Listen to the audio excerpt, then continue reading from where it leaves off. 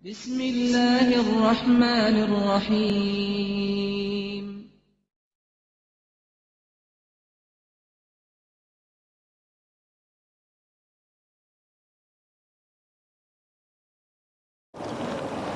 Assalamualaikum warahmatullahi wabarakatuh. Alhamdulillahirabbil alamin wa bihi nasta'in ala umur dunya waddin wassalatu wassalamu ala asyrafil anbiya'il mursalin wa ala alihi wa sahbihi ajmain. Bapak-bapak, saudara-saudara sekalian, jamaah yang berbahagia, saya merasa senang sekali pada hari ini karena dalam pengamatan saya ceramah seperti ini banyak dipopulerkan di Jawa. Habis salat Jumat duduk sebentar untuk mengkaji, meluruskan dan meneruskan apa yang disampaikan oleh khatib. Jadi sampai ke Surabaya saya tengok kegiatan seperti ini sangat diminati oleh jamaah. Mudah-mudahan di masjid kita yang kita cinta ini jangan hanya bulan Ramadan ya, terus dia sekedar sebentar saja. Saya menyampaikan 5 menit, Bapak-bapak, saudara sekalian boleh untuk berdiskusi, bertanya. Mana yang bisa saya jawab, saya jawab. Kok tidak saya balikkan sama Bapak. Karena biasanya orang bertanya itu lebih tahu daripada yang ditanya. Pura-pura tak tahu ya. Apa di sini ada Pak Rektor dari WISU, Profesor Yanhar, Pak Abdul Aziz dari Persis, dan yang lain yang lebih hebat-hebat lagi dari saya. Baik, saya tadi menyinggung sedikit tentang Lailatul Qadar. Lailatul Qadar, Lailah itu artinya malam, Qadar itu, inilah ada beberapa pemahaman tentang Qadar. Ada yang mengatakan kalau Qadar itu adalah merupakan ketentuan dalam rukun iman kita, kan ada percaya kepada qadar Allah, baik maupun yang buruk. Jadi maka Lailatul Qadar itu diyakini adalah merupakan salah satu malam di mana Allah membuat penetapan tentang kehidupan manusia. Kapan kita lahir, kapan kita mendapatkan nikmat karunia dari Allah, kapan pula barangkali kita mendapat cobaan, dan akhirnya kapan kita mati, akhir daripada hidup kita. Ini penetapan. Dan juga pengaturan. Qadar itu dia maksud dengan pengaturan. Pengaturan ditetapkan oleh Allah kepada manusia. Apa yang harus dilakukan? Yang kedua, dikatakan malam Lailatul Qadar ini karena Qadar itu mulia. Kenapa mulia? Karena di situ seperti dalam khutbah saya tadi, unzila fihil Quran, diturunkan Al-Quran. Al-Quran ini mukjizat, mukjizat yang diberikan Allah kepada Muhammad, kepada beberapa orang Rasul ulul azmi. Allah berikan mukjizat-mukjizat. Nabi Isa misalnya, itu dia bisa atas izin Allah menyembuhkan orang yang sakit, terkenal sakit supak. Kalau supak ini bahasa Melayu nih, supak itu yang putih-putih di badan orang. Dan kemudian atas desakan daripada Bani Israel ini orang Yahudi sekarang, Israel. Semalam saya ceramah tentang ini. Saya katakan, kalau ada bangsa manusia yang paling, kalau bahasa kitanya yang paling kasar, itu paling jahanam di dunia ini, itulah bangsa Israel.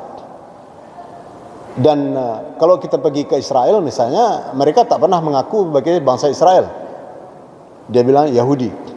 Teringat saya atuk-atuk kita dulu, kalau misalnya ada orang yang PL yang tak menentu, oh Yahudi betul kata.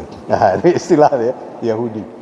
Memang nampaknya ada sebuah kedekatan antara pengel-pengel Yahudi ini. Dalam Al-Quran misalnya disebutkan Bani Israel ini, orang Yahudi ini orang yang paling banyak membunuh Nabi dan Rasul. Bagi bapak, ibu-ibu yang pernah berkunjung ke Palestina, dari mulai Jordan sampai kepada daerah-daerah Yerusalem, banyak kita temui makam-makam Nabi dan Rasul. Sebahagian di antaranya itu dibunuh, diperangi oleh Yahudi Israel. Dalam beberapa hari ini kita dikirimi WA, bagaimana saudara-saudara kita sekarang yang sholat tarawih di Masjid Aqsa ditembakin anak-anak muda, karena memang ada larangannya. Yang boleh masuk ke masjid itu adalah yang umur 45 ke atas, yang tua-tua. 45 sampai dengan 15 disortir, ditangkapin, diikat, disiksa. Kemarin itu 500 orang jamaah digiring mereka. Kebetulan saya dengan tugas pernah mendatangi daerah ini sebanyak 3 kali. Dan menurut saya memang Rasulullah mengatakan ada 3 masjid yang mulia di dunia ini, datangilah. Masjid Haram di Makkah, Nabawi di Madinah, dan kemudian Masjid Aqsa di Yerusalem. Saya pernah ke sana. Bagaimana kekejaman mereka itu luar biasa, sungguh di luar kemanusiaan. Makanya barangkali salah satu di antaranya yang kemarin yang usia 23 itu pertandingan bola itu ditolak dari Indonesia, bukan karena lain, bukan politik, tapi rasa kemanusiaan dimiliki oleh bangsa kita ini yang dicantumkan di dalam pembukaan Undang-Undang Dasar Negara Republik Indonesia ini. Kita ini manusia yang beradab, tapi mereka itu manusia yang tidak beradab. Ini yang ingin saya sampaikan, bahwa Al-Quran itu menunjuki kita ini. Al-Quran ini luar biasa Bapak, saudara sekalian. Banyak orang masuk Islam, guru-guru besar, para ahli masuk Islam karena baca Al-Quran. Ada seorang insinyur ahli yang merekayasa beberapa bangunan di Arab Saudi. Ini diundang oleh Raja Arab Saudi untuk menerjemahkan Al-Quran ke dalam bahasa Inggris yang baik. Lantas dia kaji Al-Quran. Dia kaji Al-Quran, justru dia masuk Islam. Masuk Islam gara-gara Al-Quran. Pengalaman pribadi saya pernah ke Melbourne, Australia. Saya singgah ke sebuah masjid. Masjid ini asalnya itu gereja. Dibeli oleh ada seorang orang kaya dari Libanon. Jadilah dari gereja tadi jadi masjid. Tidak besar kali. Tapi yang anehnya apa? Pendeta yang mengepalai gereja itu masuk Islam gara-gara dibeli tadi. Apakah semudah yang kita katakan begitu dibeli lantas dia masuk Islam? Tidak. Dia mula-mula memperdebatkan kepada imam masjid, kebetulan orang Arab Libanon. Pertanyaannya apa? Untuk apa kau beli ini? Dia kecewa. Kata dia, selama ini gereja ini hanya dihuni oleh orang-orang yang sudah mau mati, yang tua-tua. Apa kau macam gitu lagi? Begitulah kira-kira pokok permasalahan yang dibawanya untuk menjadi dasar daripada diskusinya. Akhirnya apa? Dijelaskanlah oleh imam masjid ini tentang fungsi masjid dalam Islam. Dari sini mulai. Sehingga akhirnya si pendeta ini masuk Islam gara-gara kajian terhadap nilai kebenaran yang masjid itu ada di dalam Al-Quran. Begitulah Bapak-bapak saudara sekalian tentang makna daripada Lailatul Qadar tadi. Karena Al-Quran yang mulia itu, yang memiliki kelebihan yang luar biasa itu diturunkan pada malam ayat yang dibacakan oleh imam kita tadi. Inna anzalnahu fi Lailatul Qadar. Sesungguhnya Al-Quran itu diturunkan pada satu malam yang disebut dengan malam Qadar. Yang ketiga, Lailatul Qadar itu disebutkan dengan malam yang sempit. Kenapa sempit? Karena tanazzalul malaikatu warruh, turunlah para malaikat dan roh-roh. Bisa tidak kita bayangkan berapa banyak orang yang sudah meninggal atas dunia ini? Ini sekitar kita ini saja. Ini makam, baik makam raja-raja maupun makam orang biasa. Kalau ini aja berkumpul barangkali tambah dengan kita ini semua tak cukup. Sempit. Begitulah malam Lailatul Qadar itu penuh dia. Semuanya karena diizni Rabbihim min kulli amr. Karena memang izin Allah. Allah memberikan, maka ada pendapat pada waktu itu bahwa roh-roh orang yang kita sayangi, siapa saja yang kita sayangi, itu pada malam Qadar itu turun dan menjenguk anak keturunannya. Ya, menjenguk anak keturunannya. Tapi jangan diteruskan, ada kebiasaan orang tertentu. Dulu orang yang disayang ini kebetulan ayahnya suka rokok cerutu. Belikannya rokok cerutu, letakkannya di tepi tiang. Bukan begitu maksudnya. Ya. Jadi dia nengok PL daripada anak cucunya. Kalau ditengoknya baik-baik, senyumlah dia pulang ke tempatnya. Kalau misalnya jelebau dia, kata Melayu, kalau jelebau ini, nah ini udah masam saja muka abad. Nah, dari sini kita mulai diskusi ya, tak usah sebanyak kali. Nah, ini pun dah 10 menit barangkali. Kalau ada misalnya yang perlu kita diskusikan, ayo, apa kira-kira yang perlu untuk kita bahas dalam kaitan dengan ini? Silakan. Tolong beritahukan nama ya. Bisa pakai mic barangkali? Sampai ini? Sampai kok. Jangan payah-payah kali Pak ya. Profesor pun saya belum tentu bisa saya jawab itu. Salam. Al-Quran itu turun 17 Ramadan ya. Atau Lailatul Qadar. Lailatul Qadar itu adalah malam terakhir 10 terakhir. 1, 2, dan sampai terakhir. Sebagian katakan 17 Ramadan, sebagian Lailatul Qadar. Mana yang benar? Oh ya. Baik. Assalamualaikum warahmatullahi wabarakatuh. Ada lagi? Dari sambung? Ya. Oh ya, entah. 3 orang cukup lah ya, tak usah banyak kali. Assalamualaikum warahmatullahi wabarakatuh. Waalaikumsalam warahmatullahi wabarakatuh. Nama saya Siswandi Sulaiman. Ya. Saya kebetulan dari Bandung. Oh ya. Sengaja datang ke masjid ini mau mengharapkan Lailatul Qadar. Masya Allah. Dan saya menginap sebelah masjid. Oh ya. Kebetulan tahun ini saya tidak ada di Mekah, biasanya saya di Mekah. Ya. Cuma saya di sini, kebetulan saya berziarah ke orang-orang saya ada di sini. Alhamdulillah. Saya mencari Lailatul Qadar ini dengan meninggalkan keluarga. Saya punya anak sudah pada bebas semua, sudah pada nikah, dan saya datang ke sini itu yang menghadapkan Lailatul Qadar. Ya. Apakah saya merasa salah dalam perilaku? Ini perilaku ini. Saya mencari Lailatul Qadar itu dengan ketenangan hati saya. Iya. Mendatang ke masjid yang saya yakini, saya tahu di sini banyak wali-wali dan saya berziarah di sini. Iya. Mungkin itu yang saya tanyakan kepada Pak Ustaz.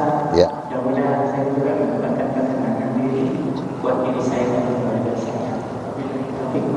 Assalamualaikum warahmatullahi wabarakatuh. Waalaikumsalam warahmatullahi wabarakatuh. Yang terakhir. Siapa nama beritahu? Assalamualaikum. Terima kasih Pak Ustaz. Perkenalkan nama saya Jana Mulyadi. Saya dari Mandiri Natal. Oh. Penyambungan. Ya. Jadi yang mau saya tanyakan Pak Ustaz, Lailatul Qadar malam ini Pak Ustaz artinya Ya. malam. Lalu bagaimana Pak Ustaz kalau ada nama orang Laila Yasmin bukan Pak Ustaz? Laila Yasmin. Bagus nggak Pak Ustaz? Assalamualaikum warahmatullahi wabarakatuh. Maaf yang lain ya. Nanti kita sambung lagi ya. Yang paling takut saya kalau misalnya Laila Majnun. Laila Majnun itu gila kan. Malam yang gila. Padahal dalam syair Arab lagu Arab itu ada memang kalau misalnya beliau ini saya kata ya lail malam, mereka pemuja kepada malam. Ada malam yang majnun, gila benar. Kalau Laila Jasmine baguslah itu. Amanah ya. Mudah-mudahan menjadi bunga Zahra ya, bunga ros yang berkembang baik. Karena bunganya banyak juga, bunga teh ayam pun ada katanya kan. Jadi kemarin lagi tuh, baru kemudian yang ke beliau nih. Tapi Bapak tak bilang nama Bapak tadi siapa nih? Namanya siapa? Ya? Nur Rustam Ali. Alhamdulillah, nama juga luar biasa. Nah,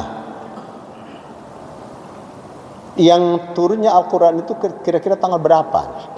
Yang jelas namanya tuh seperti tadi ayat tadi, inna anzalnahu, bahwa sesungguhnya dia diturunkan pada satu malam yang disebut dengan Lailatul Qadar.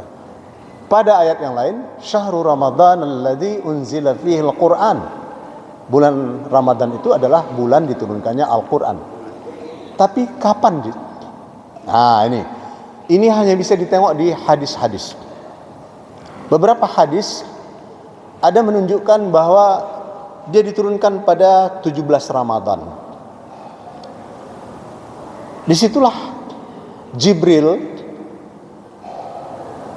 menurunkan surat yang selalu kita kenal dengan Iqra bismi rabbikal ladzi khalaq. Ini di gua di Jabal Nur. Nah, saya kebetulan pernah naik ini ke atas. 3/4 jam naik ke atas, masuk ke dalam. Kata beliau tadi kira-kira mencari Lailatul Qadar juga nih. Artinya ingin untuk menengok jejak rekam daripada Rasulullah SAW. Saya ke sana.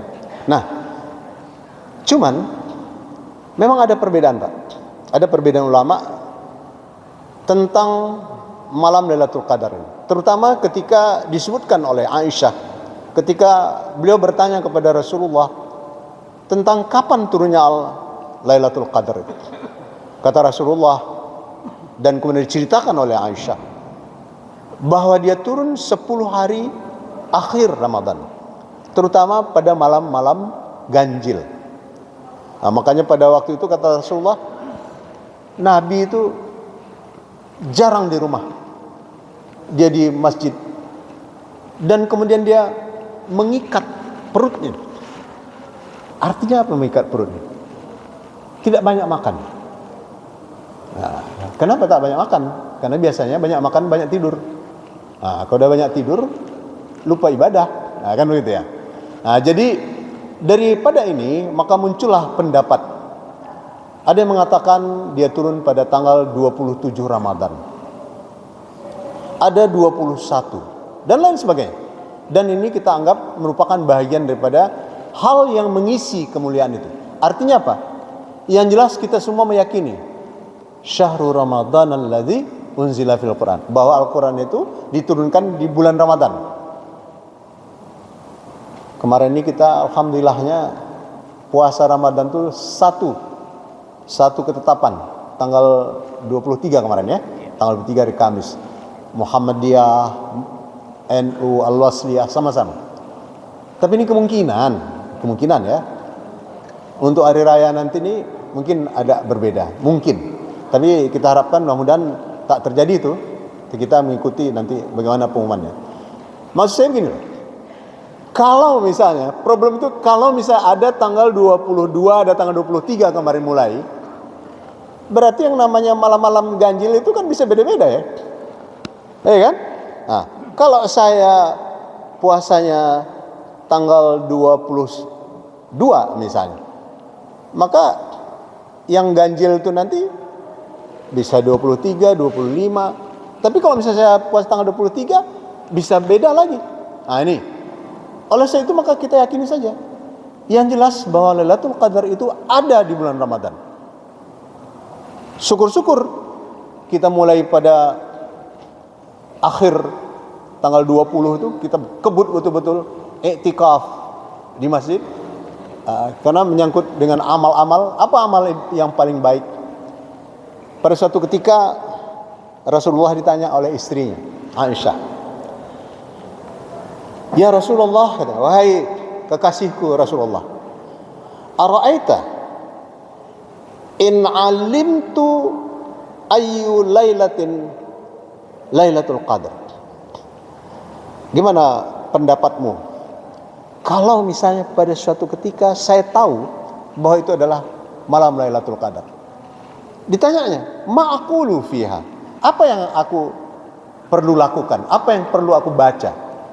Kata Rasulullah, "Quli," bacalah, "Allahumma innaka afun tuhibbul afwa fa'fu anni." Allahumma innaka afun. Kalau misalnya di masjid-masjid kita tambah lagi afun karim, ya kan? Tak apa-apa. Tapi aslinya itu gitu. Allahumma innaka afun.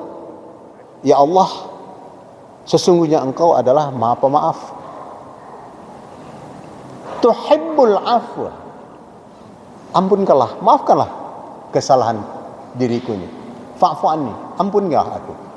Jadi dari ini maka salah satu amalan kita adalah banyak minta ampun pada Allah. Istighfar.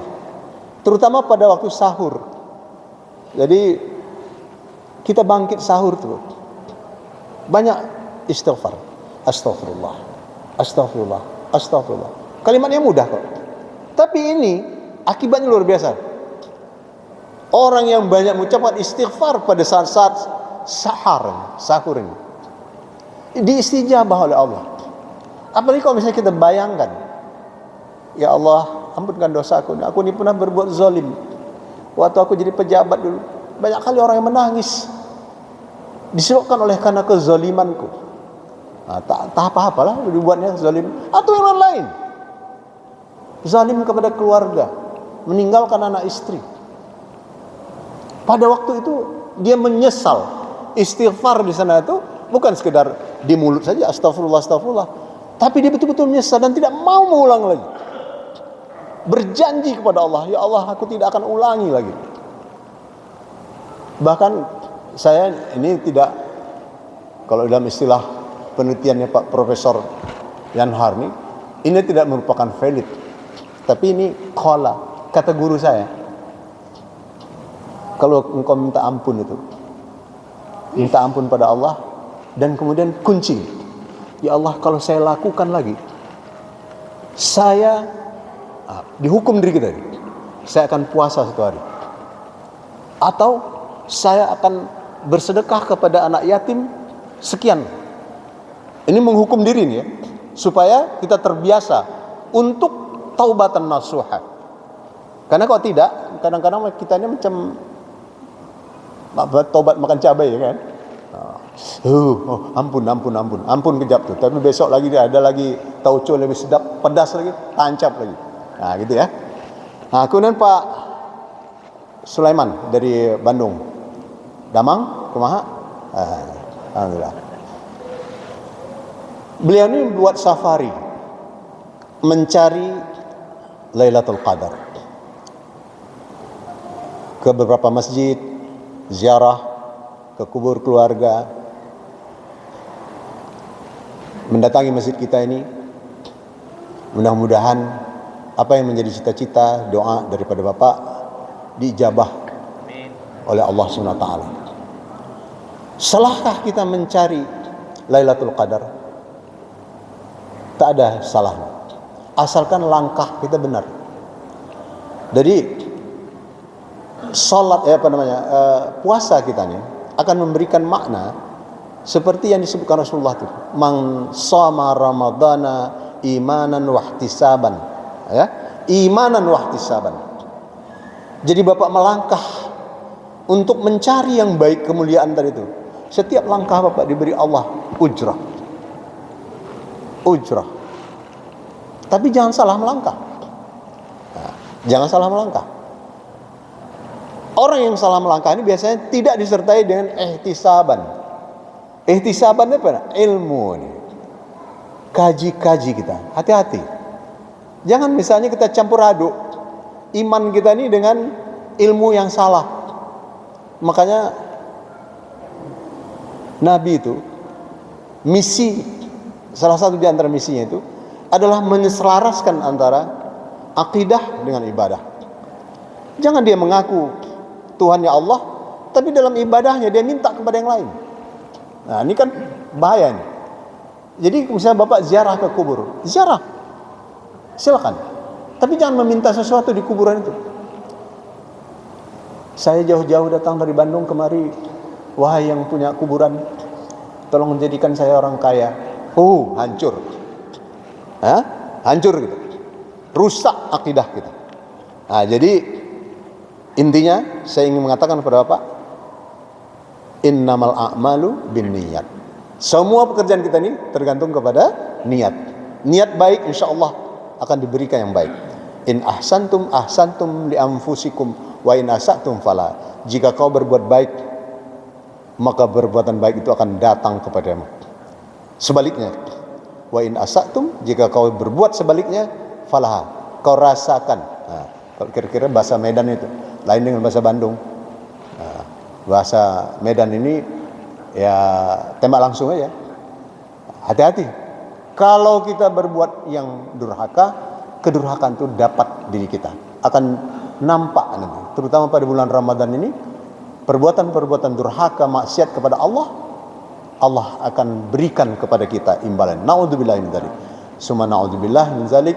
Inilah barangkali pertemuan kita.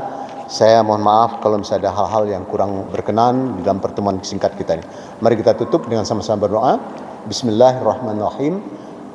Alhamdulillah hamdan yuwafi ni'amahu yukafi mazidah. Ya Rabbana lakal hamdu kama yanbaghi li jalalikal karim wa azim sultanik. Allahumma ja'alna ya Allah li alaika dzakirin wa li ni'amaika minasy syakirin wa la qadaika wa balaika minas sabirin minal halal marzuqin wa anil harami ma'sumin ya Allah ya arhamar rahimin. ربنا آتنا في الدنيا حسنة وفي الآخرة حسنة وقنا عذاب النار والحمد لله رب العالمين تقبل الله منكم منا ومنكم تقبل يا كريم.